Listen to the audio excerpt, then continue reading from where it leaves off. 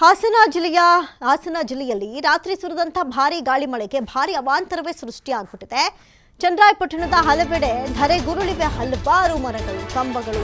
ಹಿರಿಸಾವೆ, ಉಳ್ಳಾವಳ್ಳಿ, ಮುದಿಬೆಟ್ಟಕಾವಲ್, ಜಿನ್ನೇನಹಳ್ಳಿ, ಕೊಪ್ರು ಸೇರಿದಂತೆ ಅನೇಕ ಗ್ರಾಮಗಳಲ್ಲಿ ಗಾಳಿ ಮಳೆ ಜಾಸ್ತಿ ಆಗಿರುವುದು. ಧರೆಗುರುಳಿವೆ 50ಕ್ಕೂ ಹೆಚ್ಚು ತೆಂಗಿನ ಮರಗಳು, 10ಕ್ಕೂ ಹೆಚ್ಚು ಕಂಬಗಳು. ನಿನ್ನೆ ರಾತ್ರಿಯಿಂದ ಅನೇಕ ಗ್ರಾಮಗಳಲ್ಲಿ ವಿದ್ಯುತ್ ಸಂಪರ್ಕ ಕಡಿತವಾಗಿದೆ. ಹಲವೆಡೆ ಮನೆಯ ಹೆಂಚುಗಳು ಹಾರಿ ಹೋಗಿವೆ. ಮನೆಯ ಮೇಲಿರುವಂತಹ ಹೆಂಚುಗಳಾಗಿರ್ಬೋದು, ಶೀಟ್ಗಳಾಗಿರ್ಬೋದು, ಬೀಸಿರುವಂತಹ ಭಾರಿ ಬಿರುಗಾಳಿಗೆ ಆರು ಹೋಗಿದೆ.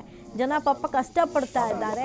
ಇನ್ನು ವಿದ್ಯುತ್ ಕಂಬಗಳು ಕೂಡ ಧರೆಗುರುಳಿದ್ದು ಅಲ್ಲಲ್ಲಿ ವಿದ್ಯುತ್ ಇಲ್ಲದೆ ಜನ ಪರಿತಪಿಸುವಂತಹ ಪರಿಸ್ಥಿತಿ ಕೂಡ ಎದುರಾಗಿದೆ. ಜನ ಯಾರು ಅಲ್ಲಿ ಹೋಗಬೇಡಿ ಅಂತ ಹೇಳಿ KEB ಅವರು ಕೂಡ ಮುನ್ಸೂಚನೆ ಕೊಡುವಂತಹ ಕೆಲಸಕ್ಕೆ ಮುಂದಾಗಿದ್ದಾರೆ. ಹಾಸನ ಜಿಲ್ಲೆಗಳಲ್ಲಿ ಕಂಡು ಬಂದಂತಹ ದೃಶ್ಯಗಳನ್ನ ನೀವು ಗಮನಿಸ್ತಾ ಇದ್ದೀರಿ.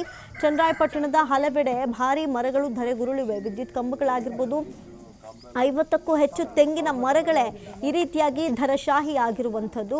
ಹಿರಿಸಾವೆ, ಉಳ್ಳಾವಳ್ಳಿ, ಮುದಿಬೆಟ್ಟಕಾವಲ್, ಜಿನ್ನೇನಹಳ್ಳಿ, ಕೊಪ್ಲು ಸೇರಿದಂತೆ ಅನೇಕ ಗ್ರಾಮಗಳಲ್ಲಿ ಭಾರಿ ಗಾಳಿ ಮಳೆ ಆಗಿರುವಂಥದ್ದು. 50ಕ್ಕೂ ಹೆಚ್ಚು ತೆಂಗಿನ ಮರಗಳು ಧರೆಗುರುಳಿದ್ರೆ 10ಕ್ಕೂ ಹೆಚ್ಚು ವಿದ್ಯುತ್ ಕಂಬಗಳು ನಿನ್ನೆ ರಾತ್ರಿಯಿಂದ ಭಾರಿ ಧರೆಗುರುಳಿವೆ. ಸದ್ಯಕ್ಕೆ ಗ್ರಾಮಗಳಲ್ಲಿ ವಿದ್ಯುತ್ ಸಂಪರ್ಕ ಕೂಡ ಕಡಿತವಾಗಿದೆ.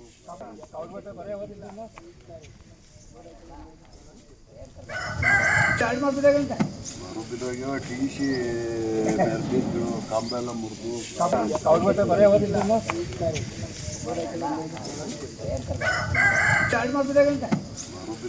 ಟಿಸಿ ಬೆರೆದಿದ್ದು ಕಂಬ ಎಲ್ಲ ಮುರಿದು